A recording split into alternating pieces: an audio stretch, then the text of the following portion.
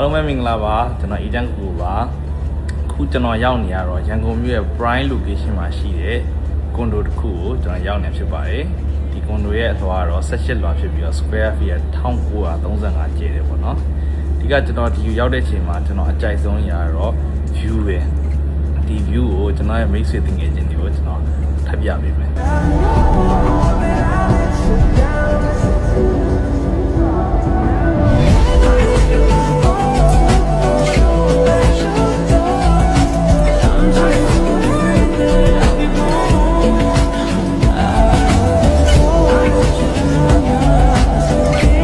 ကျွန်တော်ရောက်နေရတော့ KER Resident ရဲ့18လွှာမှာရှိတဲ့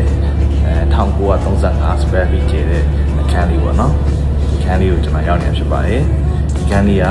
အငှားတော့350နဲ့ငှားမယ်အရောင်းတော့2400ခေါ်ရပါတယ်စိတ်ဝင်စားတယ်ဆိုရင်တော့ကျွန်တော်ကိုဆက်သွယ်ပြီးတော့ဝယ်ယူနိုင်ပါတယ်အားလုံးကျေးဇူးတင်ပါတယ်